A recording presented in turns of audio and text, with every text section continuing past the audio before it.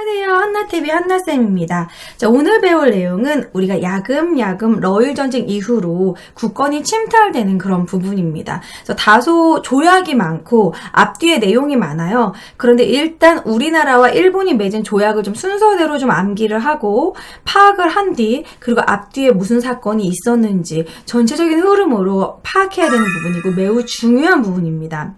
우리가 일본에게 어떻게 하나하나 당했는지 그 부분을 우리가 완벽히 기억해야 되는 거예요.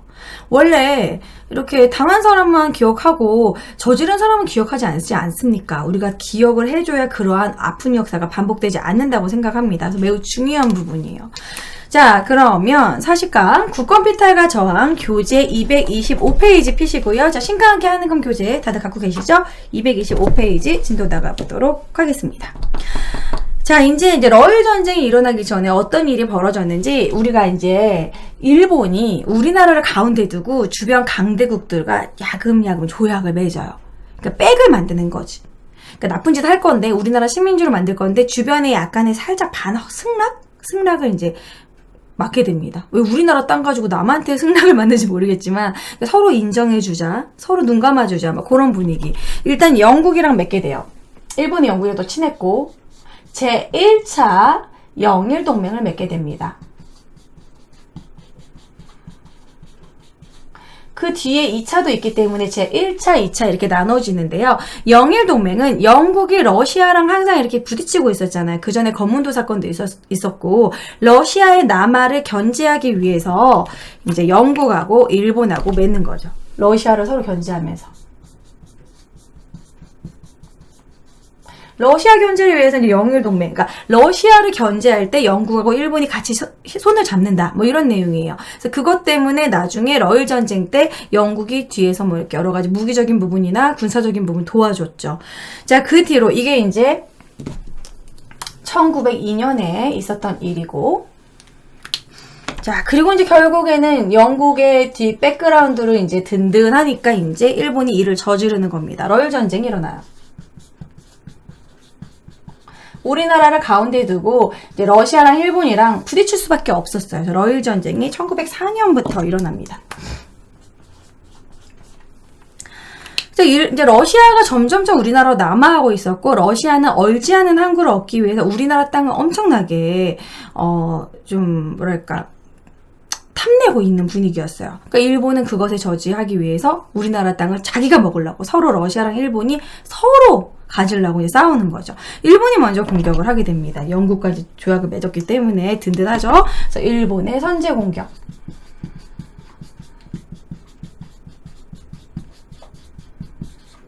자, 그리고 러일 전쟁 중에 우리나라랑 조약을 맺게 되는데 이 부분 중요합니다. 이때 우리나라 독도를 강탈을 간 거거든요. 한일의정서.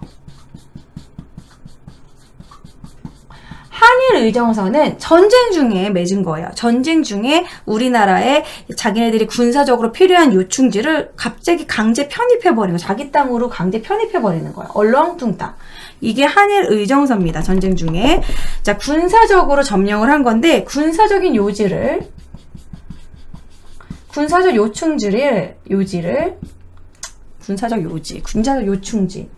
요충지라고 쓸게요.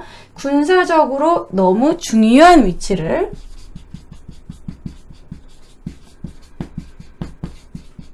점령하기 시작합니다. 그러니까 이런 식으로 어떻게 보면은 우리나라 땅 중에 일본이 이렇게 조약을 맺고 처음으로 합법적으로 뺏어간 땅이 독도라는 거죠. 그래서 일본이 더욱더 독도에 집착을 하는 거고 여기 대표적으로 독도를 집착하는 겁니다.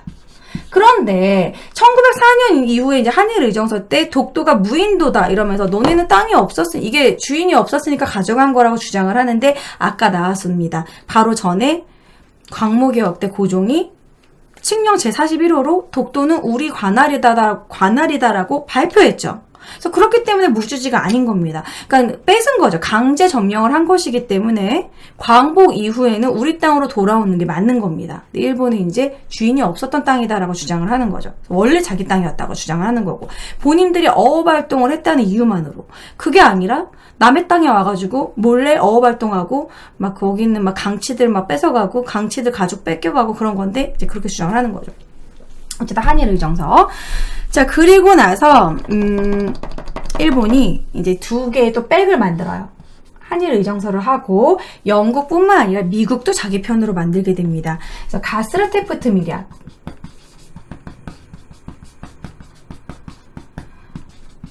밀약이라는 건 비밀스러운 조약을 맺고 또 이어서 1차에 이어서 제2차 영일 동맹을 맺어요. 이거 내용은 간단합니다. 서로 영국하고 일본하고 미국하고 일본하고 우리가 서로 식민지를 만들 건데 우리 눈 감아주자, 뭐 그런 내용이에요. 이때 일본이 많이 좀 국제적으로 성장을 했기 때문에 강대국들과 같이 서로 이렇게 손을 잡고 조약을 맺고 우리나라를 식민지로 만들 준비를 하나씩 해가는 거죠. 자, 가스라 테프트는 일본인 가스라와 미국 사람 테프트가 만나가지고 그냥 각서식으로 이제 밀약을 맺은 건데 이거는 모두 1905년에 러일 전쟁 딱 끝나기 직전에 맺은 건데요. 일본하고 미국이랑 맺은 건데 일본은 조선의 점령을 서로 인정해주고 미국은 필리핀을 지금 점령하는 거라 서로 인정해주는 그런 내용이에요. 그리고 또 이제 영일동맹은 또 이제 일본하고 영국이랑 맺은 건데 역시 일본은 조선을 식민지로 만드는 거고 영국은 인도를 식민지로 하는 것에 대해서 서로 눈 감아주자, 인정해주자.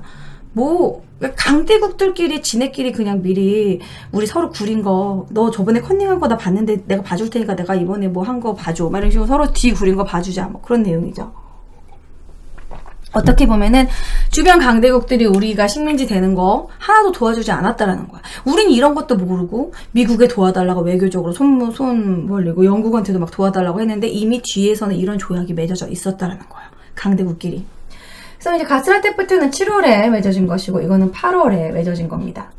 그리고 나서 이제 사실 이것까지 맺고 나서 그때 이제 얘네들이 제1차 한일협약을 맺어요. 순서적으로 그냥 적읍시다. 제1차 한일협약. 이제 거의 이제 우리나라를 식민지로 만들 준비가 다 됐으니까 일본이 제1차 한일협약을 맺습니다.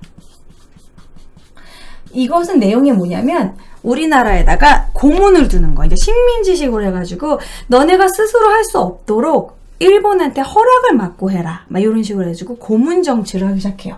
고문 정치는 고문하는 그런 게 아니라 외교 고문, 재정 고문 이렇게 해가지고 이제 사실 도와준다는 의미의 고문이지만 실제로는 그 사람들이 다 정치나 이런 거에 관여를 한 거죠. 외교에 관여하고 경제적인 재정에 관여하고 이런 식으로. 그래서 메가다 스티븐스가 나오는 겁니다. 그래서 메가타 같은 경우에는 메카타는 나중에 화폐 정리를 하는 사람이잖아요. 재정 고문, 우리나라의 화폐에 관한 고문인 거고 돈적인 부분을 다 모두 관여하는 사람. 그리고 이제 외교 고문 스티븐스는 우리나라의 외교를 맡는 거예요. 얘가 얼마나 망언을 하고 다녔는지 조선은 일본의 이러한 식민지를 매우 환영하고 고마워하고 있다. 조선의 근대화에 일본이 엄청나게 도움을 주고 있다. 한국은 되게 환영하고 있다. 조선은 환영하고 있다. 이런 식으로 얘기를 하고 다닙니다. 그래서 나중에 스티븐스를 이제 암살하려고 막 그러죠. 자, 정명훈 장인환이 어쨌든 이런 식으로 고문을 둔 게 고문정치, 그게 제1차 한일협약입니다. 그리고 나서 이제 러일 전쟁에서 이겼어요. 그래서 이제 러일 전쟁 이후 요거를 빨간색으로 써볼까? 러일 전쟁 승리.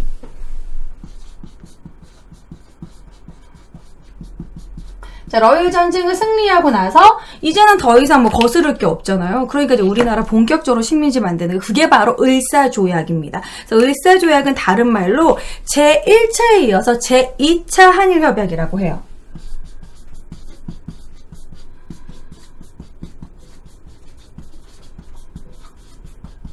그래서 을사조약이라는 거는 맞는 용어가 아니죠. 강제로 맺은 거죠. 조약이라는 거는 한 나라의 그 앞에 있는 우두머리가 서로 평화롭게 조약을 맺은 게 조약이지 강제적으로 고종의 그런 옥새도 찍히지 않은 상황에서 을사오적들 막 이완용을 포함한 그런 오족들이 그냥 이렇게 그냥 신하들이 맺은 거잖아요. 그래서 강제적으로 맺었다. 그래서 강제 늑자 해가지고 을사늑약이라고 합니다. 요런 용어가 맞는 말이겠죠. 그게 을사늑약이 제1차 한일협약입니다. 그 내용은 무엇이냐면 이제 통감부가 설치되는 거죠.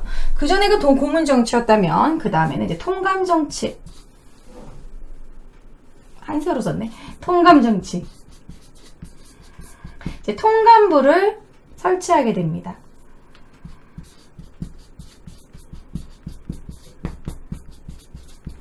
그래서 통감부 설치해서 우리나라 초대 통감이 누구예요? 우리가 안중근이 의거 활동으로 안중근이 총으로 쏜 이토 유로부미죠.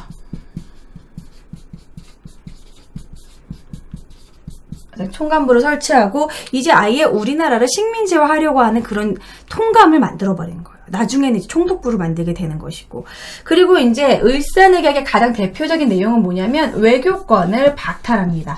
일본이 우리나라에서 권리적으로 제일 먼저 박탈한 게 외교권이에요. 외교권이라는 건 뭐예요? 이제 주변 국가한테 우리 지금 도와달라고 SOS 치는 그게 외교권이잖아요. 외교권을 박탈했어. 그럼 일본의 손을 거치지 않으면 외교를 할 수가 없는 거야. 그럼 다른 나라에 도와달라고 말할 수도 없게 돼버린 거죠. 그러니까 고립화 시켜버리는 겁니다. 그래서 외교권을 박탈. 그래서 이것에 뭐 가만히 있지 않았죠. 우리가 뭐 이거에 대응하는 뭐 활동을 했다고 하면 이제 간단하게 쓴다면 을사늑약에 반발해서 이거에 반발해서 뭐 을사의병이 일어나기도 했고 뭐 그리고 뭐 고종의 친위부대였던 뭐 민영화는 자결하기도 했고 장지연이 시일야 방송대국에다가 막 애국 논설을 쓰기도 했고 뭐 오적 암살단이 활동하기도 했고 너무 안 보인다. 파란색으로 쓸게요.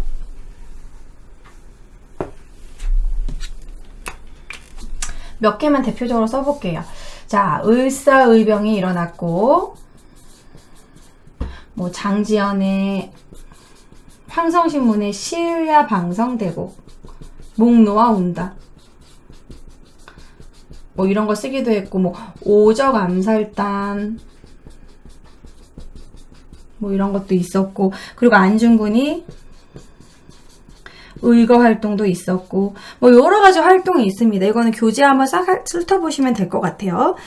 자, 그 중에서 가장 대표적인 우리의 활동이 뭐가 있었냐면 이 을사늑약에 대항하기 위해서 우리가 헤이그 특사를 파견합니다. 자, 네덜란드 헤이그에서 만국 평화회의가 열렸거든요. 그래서 그 만국 평화회의에 우리가 이렇게 억울하게 식민지가 된 것에 대해서 이제 그것을 알리기 위해서 이제 참석하려고 이제 갔는데 결국 제대로 참석하지 못하고 실제로는 실패한 거죠. 이상설,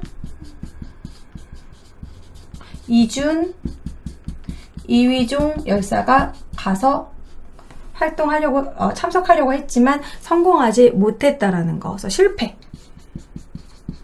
참석도 못했어요. 일본에 의해서. 그리고 이 헤이그 특사 파견을 이것을 구실로 결국 고종이 강제 퇴위됩니다.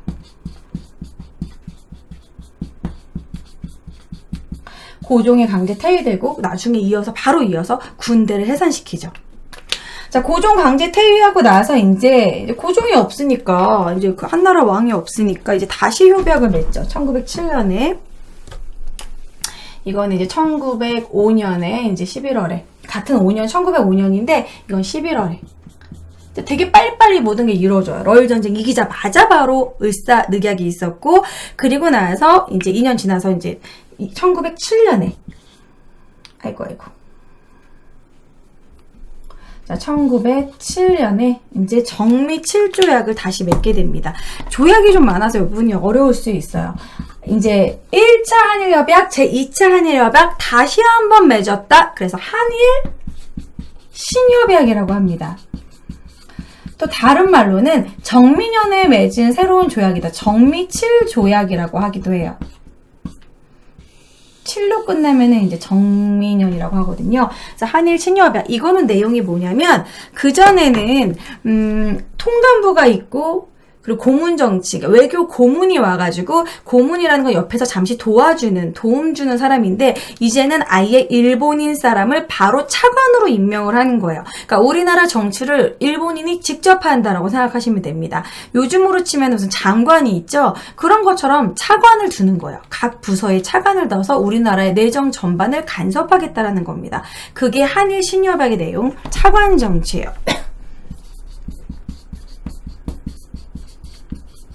그래서 이제 차관 정치로 뭐 일본인 차관을 이제 등용했다. 차관을 임명했다. 배치했다. 우리나라 정치 각각에 배치했다. 직접 일본이 관여해서 정치했다. 이렇게 기억하시면 되고, 그리고 이어서 이 정미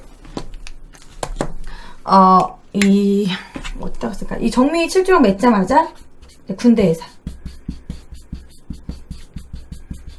고종 퇴위시키자마자 또 재빠르게 군대 예산해요.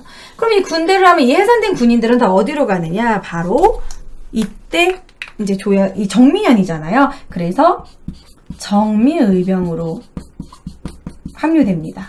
여기서는 을사년이잖아요. 그래서 을사의병이고요. 여기서는 정미년이니까 정미의병입니다. 그래서 이 중에서 가장 우리가 을미사변 때 을미의병이 있었죠. 을미사변 때 을미의병, 을사늑약 때 을사의병, 정미칠조약 때 정미의병. 이 중에서 가장 군사력이 컸을 때가 군사력이 제일 컸을 때가 언제일까? 이때겠죠. 정미의병. 군대가 해산됐으니까 이 해산된 군인들이 다 여기로 합류되니까 군사력이 제일 컸겠지. 그래서 이때 한번 으쌰으쌰 해가지고 서울 진공작전을 하려고 했지만 성공하지 못했어요. 군사력적으로 많이 밀렸기 때문에.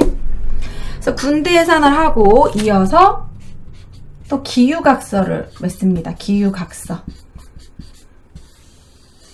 기유각서 내용은 뭐냐면 그냥 사법권, 우리나라의 정치적으로 이제 그렇게 범죄를 이렇게 재판할 때 일본인이 재판한다. 그래서 사법권을 박탈한 거. 사법권 박탈. 그리고 이어서 또 각서를 해가지고 이제 경찰권을 박탈합니다.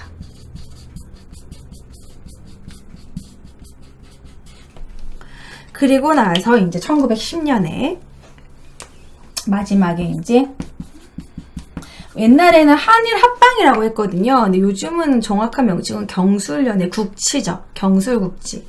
뭐 한일 병합.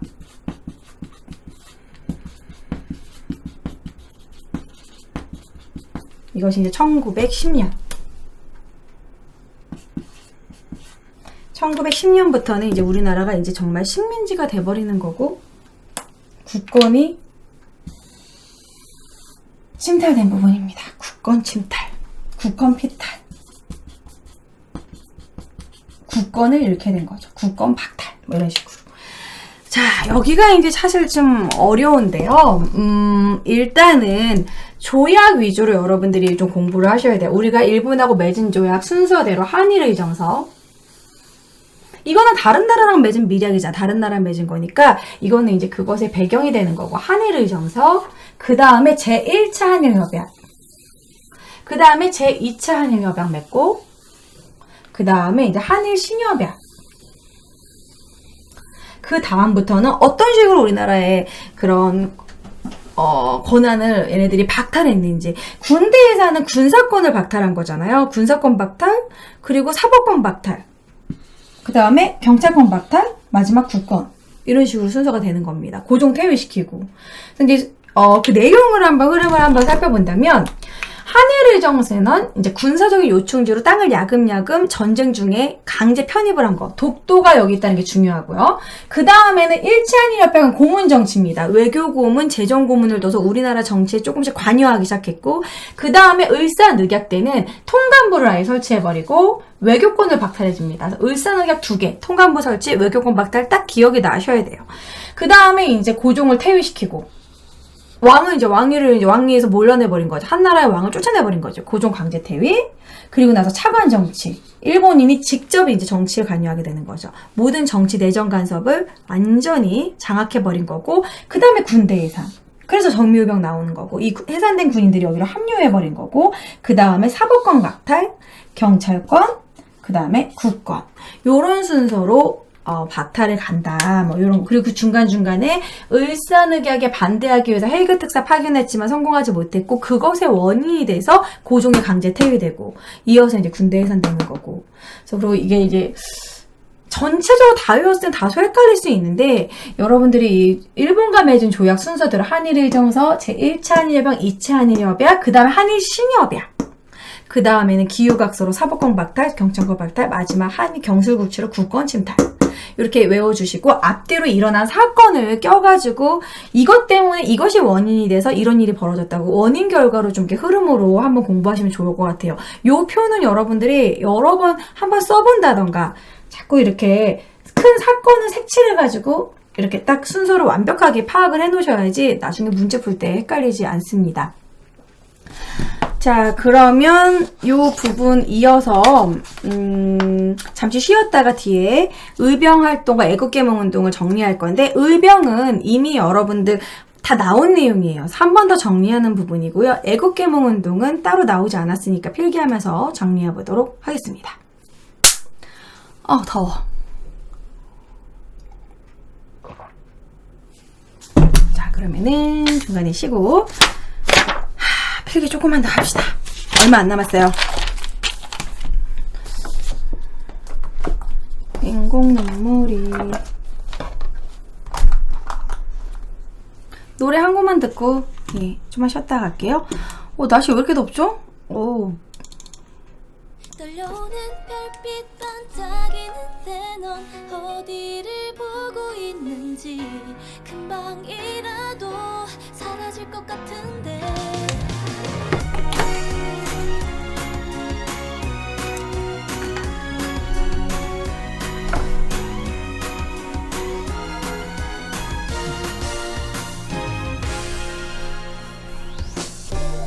불이 켜져 심장이 깜깜해 오늘도 기분은 시무룩해 너의 마음 안에 있는 내 모습은 내 맘 같지 않아 어디든 날 놓쳐버릴 걸까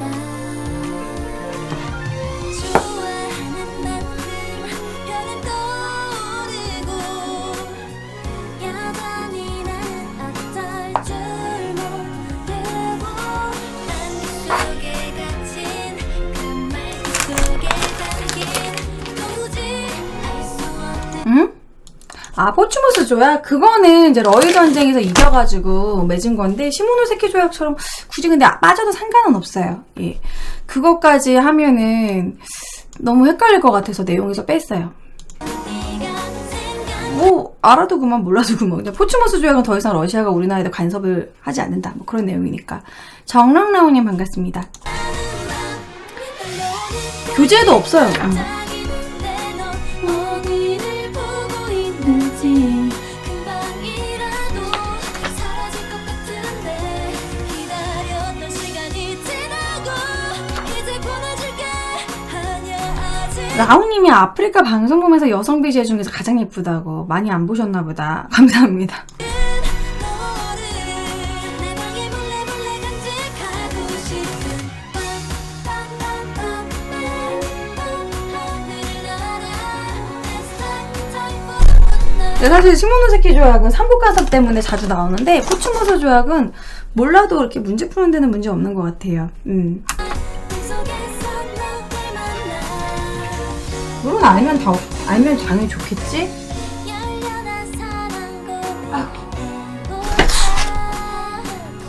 창문 너머로 너를 계속 불러보고 있어 이렇게 너랑 나 우리 둘의 사이가 조금 더 좁아지길 기대하고 싶은 밤 떨려오는 나 이 옷을 입고 가려고 그랬다고? 사이판 갈 때? 왜? 한복을 왜 입고 가? 야시시한 거 입고 가야지. 여기 한복 비싸. 이게 원단이 다 이렇게 약간 고급이고, 다 이렇게 손바느질로 하신다 그래가지고 비싸. 내가 빌려줄게, 차라리. 사이판에 더워 죽겠는데 이걸 왜 입고 가? 야하게 입고 가, 야하게 벗고, 등 훅 파인 걸로. 이거는 사이판에는 어울리지 않는 것 같다.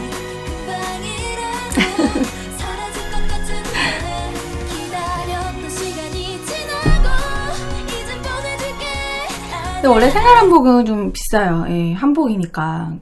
이게 다 수작업으로 만드는 건가 봐, 핸드메이드로. 지금 너를 내 방에 몰래 몰래 간직하고 싶어 안타깝다. 비싸요, 이거. 마음이 확실하지 않아 내가 예전에 협찬받았던 리리 한복은 좀 가격이 싸긴 한데, 거기는 이제 대학생분들이 막 이제 청년 사업가로 시작했는데, 망했어. 그래서 거기는 이제 안 나와. 더워. 왜 이렇게 날이 덥지?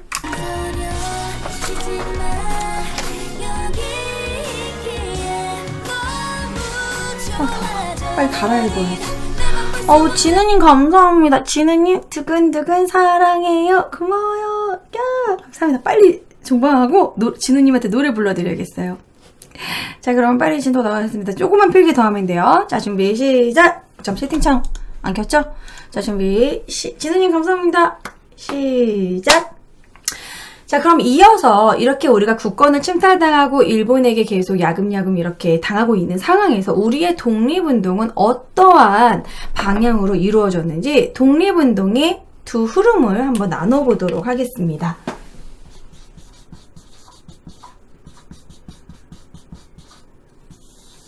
여러분, 독립운동이 반드시 싸우고 막 전쟁을 하는 것만 독립운동이 아니죠. 공부를 하고 우리 것에 대해서 지키고 애국계몽운동도 있었습니다. 그래서 두 흐름으로 나눠지는데요. 위정척사 사상의 독립운동, 개화파들의 독립운동, 이런 식으로 이제 그때부터 두 흐름으로 나눠지게 되는 거죠. 그러니까 애국에 대한 부분, 독립운동에 대한 부분이 약간 관점이 다른 거죠. 전쟁도 중요하지만 우리가 스스로 강해지고 우리가 이제 외교에 힘쓴다던가 그리고 우리나라의 그런 정치적인 패턴을 조금 바꾼다던가 그러니까 나라를 강하게 하려는 부국강병적인 그러한 독립운동도 있는 거고 무조건 무장투쟁도 있는 거죠. 그래서 두 개로 나눠집니다. 그래서 독립운동이 의병항쟁과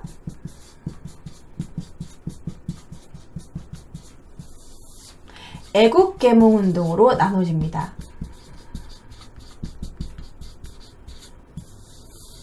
자, 이렇게 두 흐름으로 나눠지는데 의병항쟁은 척사파에서 이어진다고 생각하면 되고 애국계몽운동은 약간 개화파 지식인들한테 이어진다고 생각하시면 돼요. 펜으로 싸우느냐 칼로 싸우느냐 그런 차이겠죠. 자, 의병항쟁은 아시다시피 제일 첫 번째가 이제 을미의병입니다. 그리고 을사의병이 있었고요. 그 다음에 마지막에 가장 최고의 군사력을 갖고 있었던 정미의병이 있었습니다. 그래서 이제 을미의병 같은 경우에는 1895년에 을미사변 때 이제 열받아서 을미사변에 열받고 그리고 또 을미사변 이어서 한 일본이 단행한 을미개혁 때에 단발령에 반발해가지고 일어난 게 을미의병이죠. 그리고 이제 10년 뒤에 이제 그리고 딱 치면 1905년에 딱 그래서 또 5로 끝나죠. 똑같이 을 5로 끝내면 을로 시작해요. 을사의병이 있었고 을사늑약 때 그리고 이제 정미 7조약에 반발해서 군대 예산에 반발해서 일어난 게 1907년에 정미의병이 있었습니다. 잘 안 보이네요. 네, 1907년, 1905년. 자, 구체적인 내용을 한번 써보면은, 을미의병 같은 경우에는 이제 그런, 위정척사파들의 그런 유생친이 주도를 했습니다. 그래서 대표적인 유생들, 뭐, 유인석, 이소웅, 이런 사람들 기억하면 좋을 것 같아요. 을미사변에 화가 나서 일어난 거다. 단발령. 원인이 그거고. 그 다음에 을사의병은 이제 유생들이 의병장으로 활동을 하기도 했는데 대표적인 사람이 이제 우리가 알고 있는 최익현. 그렇지만 평민의병장도 나타났다라는 거. 그러니까 이게 좀 과도기죠. 그전에는 유생들만 의병장을 할 수 있었는데 이제 최초의 평민의병장이 나왔다. 딱 이름 자체도 뭔가 평민스럽습니다. 신돌석, 평민스러운 느낌이죠. 그 다음에 정미의병 같은 경우에는 해산된 군인이, 해산군대가 합류돼서 가장 군사력이 높았고, 이때 이 해산군대가 합류됐기 때문에 군사력이 최고였기 때문에 서울 진공작전을 펼치지만 실패하게 됐다라는 거. 자, 그리고 나서는 일본이 어떻게 하냐면 남한 대토벌 작전을 펼칩니다. 이때 무기 있거나 총이나 이런 사람들을 다 잡아들였고 뭐 무술인들 좀 싸움 잘한다고 다 잡아들였어요. 남한 대토벌 작전.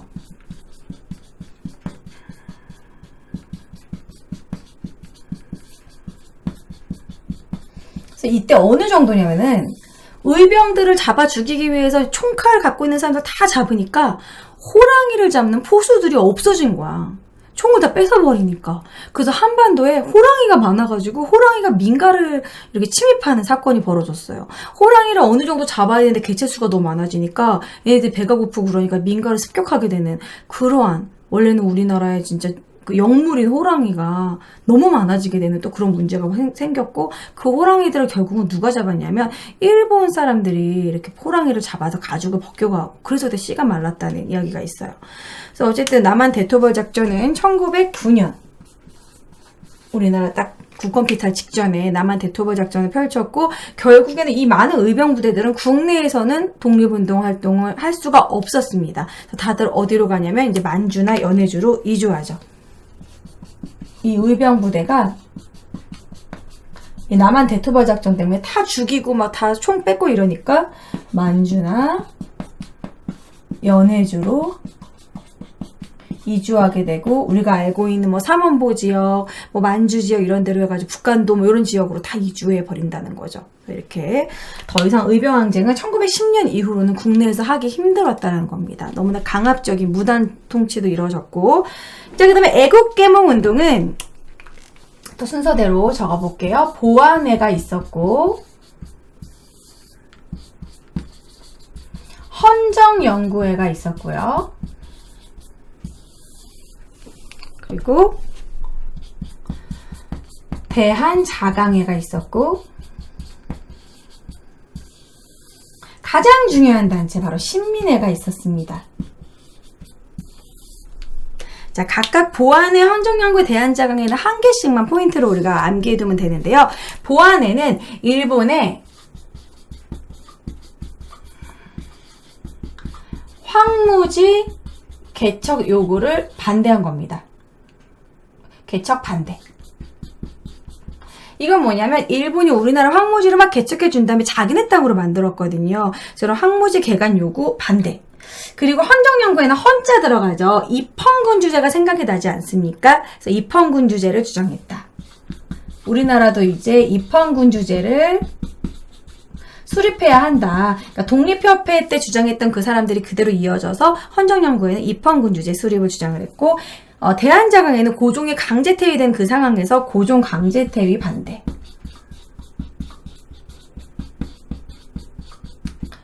이런 반대 운동을 일으켰고, 그러니까 많은 사람들을 이제 모아가지고 여론을 조성해서 그런 반대 시위 같은 걸 했다라고 생각하시면 돼요. 연도는 1904, 56 똑같은 순서대로 1905, 1906 이렇게 이어집니다. 신민은 1907. 참 외우기 쉽죠? 4, 5, 6, 7 이렇게 가요. 자, 신민회 같은 경우에는 여기서 제일 중요하고 여러분들이 반드시 암기해 주셔야 됩니다. 너무너무너무 중요하고 시험에 잘 나오죠? 이 애국개몽운동 단체임에도 불구하고 독립운동 기지까지 건설했기 때문에 어떻게 보면은 애국개몽운동 그 단체와 의병항쟁적인 요소도 모두 합친 독립운동에도 그런 무장독립운동에도 관여를 했던 약간 중간적인, 약간 합쳐진 복합적인 단체이기 때문에 매우 중요합니다. 안창호와 양기탁이 신민회를 이제 만드는데, 특히 양기탁과 영국인 베델이 손을 잡고 대한매일 신보를 만들게 돼요. 이것은 신민회의 대표적인 기관지라는 건 기관을 대표하는 신문이라는 거예요. 기관 대표 신문이고, 그리고 얘네들은 뭐에 열성적으로 이랬냐면 민족교육, 그리고 민족산업, 그리고 민족독립, 그런 쪽에 일을 추진했는데, 민족교육은 오성학교, 대산학교 이런 식으로 만듭니다. 대성학교, 오산학교 이렇게 학교를 건립해가지고 우리가 열심히 공부해야 된다. 우리가 똑똑해져야지만 일본에 이길 수 있다. 이렇게 생각을 했고, 민족 산업을 육성시켜야 된다. 일본 산업에 짓밟혀서 우리나라 산업을 육성하지 못하면 경제적으로 침투된다. 그래서 이제 태극서관, 그러니까 태극서관은 약간 출판사 같은 거고요. 자기 회사. 칸이 없네. 자, 민족독립 같은 경우에는 독립운동 기지를 만들게 돼요. 삼원보에 독립운동기지. 이뿐만이 아니라 신흥무관학교도 만들어요. 사실 대성 오산학교도 있지만 저기 만주지방에 이제 신흥무관학교를 만들어가지고 이렇게 총칼 막 이렇게 막 그런 무관학교 말 그대로 정말 이렇게 독립운동을 할 수 있는 그런 군사적인 활동을 하는 신흥무관학교도 만들고 독립운동 기지를 건설했다라는 거. 신민회는 이렇게 좀 광범위한 활동을 했고 한 일도 많기 때문에 시험에 너무 잘 나옵니다. 그러다가 이제 결국 일본의 조작에 의해서 백오인 사건으로 해체되죠. 백오인 사건은 뭐냐면 기소된 사람이 백오인이에요. 신민의 거의 웬만한 인원들이 다 기소돼가지고 다 잡혀버렸어요. 감옥에. 이 백오인 사건은 뭐냐면 모함입니다. 그때 당시 총독이 데라우치 총독이었는데 데라우치 총독 암살 기도 사건이 있었는데 이게 신민회에서 계획한 거다. 이래서 신민의 일원들을 모두 다 잡아가뒀어요. 그게 바로 백오인 사건이고 그것으로 인해서 어쩔 수 없이 1911년에 해체될 수밖에 없었습니다. 1911년 당시에는 우리가 완전 일제강점기였고 그렇기 때문에 완전 무단 통치였고 강압적인 무단 통치였기 때문에 신민의 활동도 여의치 않았던 거죠. 그래서 어쨌든 백오인 사건으로 해체되었다. 1911년에 해체됩니다. 그럼 이 해체된 사람들은 다 어디로 가느냐? 이제 감옥 옥고를 치른 다음에 다 만주나 연해주로 넘어가서 무장 독립운동에 가담하게 된 것이죠.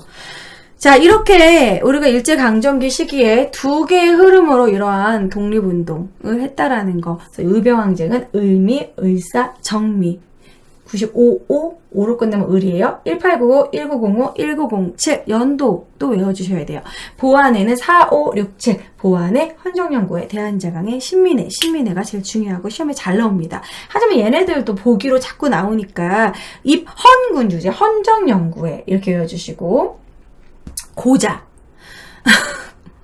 황보, 아무튼 그렇게 해서 좀 이렇게 합쳐서 보항, 뭐 어쨌든 이렇게 외워주시면 좋을 것 같아요. 신민회는 너무너무 중요하고요. 자, 이렇게 일제강점기 시기로 이제 넘어갑니다. 다음 시간에는 이제 무단통치, 문화통치, 민족만사통치, 뭐 경제 구국운동 이런 식으로 해가지고 진도 나가도록 하겠습니다. 여러분 너무 수고하셨고요. 자, 좋아요와 구독 버튼 한 번씩 클릭 부탁드리고요. 여러분 공부에 도움이 되는 한나의 역사 스캔들도 많이 사랑해 주시기 바랍니다. 안녕!